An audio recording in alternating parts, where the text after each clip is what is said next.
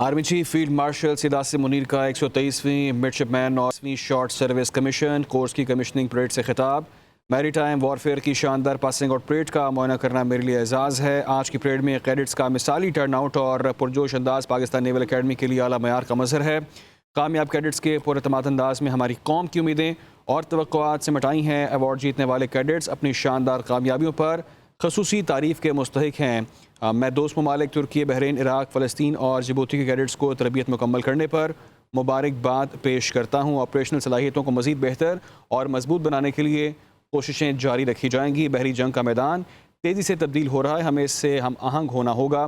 Field marshal ने कहा कि पाकिस्तान के लिए मजबूत और मौसर मैरी टाइम फोर्स बरकरार रखना नागुज़ीर हो चुका है। उन्होंने मज़ीद कहा कि हमारा दुश्मन मुतकब्बराना और जारहाना रवैये का मुसलसल मुजाहरा कर रहा है। ये भी कहा कि भारत अपनी फ़ौजी ताकत, कौम परस्ती, जाली स्ट्रेटजिक अहमियत से सियासी फ़वायद हासिल करना चाहता है। भारत ने 2 बार पाकिस्तान पर बिला जवाब हमले किए हैं। उन्होंने मज़ीद ये भी कहा कि दोनों बार भरपूर और मौसर जवाब से खित्ते को बड़े तनाज़े से बचा लिया गया है। दोस्त मुल्कों के कैडेट्स को मुबारकबाद देते हैं।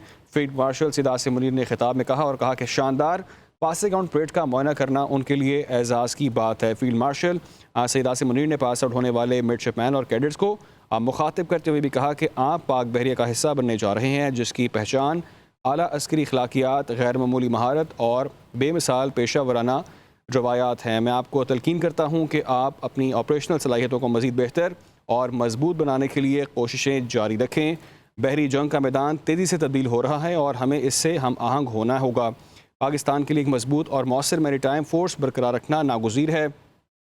और उन्होंने ये भी कहा कि गुज़िश्ता चंद बरसों में भारत ने दहशतगर्दी के ख़िलाफ़ कार्रवाई के बहाने 2 बार पाकिस्तान पर बिला जवाब हमले किए हैं और दोनों मौके पर पाकिस्तान के भरपूर और मौसर जवाब से पूरे खित्ता एक बड़े तनाज़े से बच चुका है।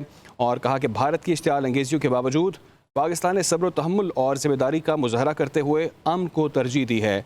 आज पाकिस्तान खित्ते में एक नेट रीजनल स्टेबलाइज़र के तौर पर जाना जाता है। अगर दुश्मन ये समझे कि आइंदा पाकिस्तान अपनी खुद मुख्तारी पर हमले को बर्दाश्त करेगा तो ये एक ख़तरनाक गलत फहमी होगी। उन्होंने कहा कि हम अपनी कौमी ताकत में मुसलसल इजाफा कर रहे हैं और अगर कोई दुश्मन ये समझे कि पाकिस्तान कमज़ोर है या जवाब नहीं देगा तो वो सख्त गलती पर है। अगर कोई दुश्मन हमारी खुद मुख्तारी को चैलेंज करता है तो उसके नतायज की ज़िम्मेदारी उस पर होगी और वो पूरे खित्ते के लिए ख़तरनाक हो सकती है।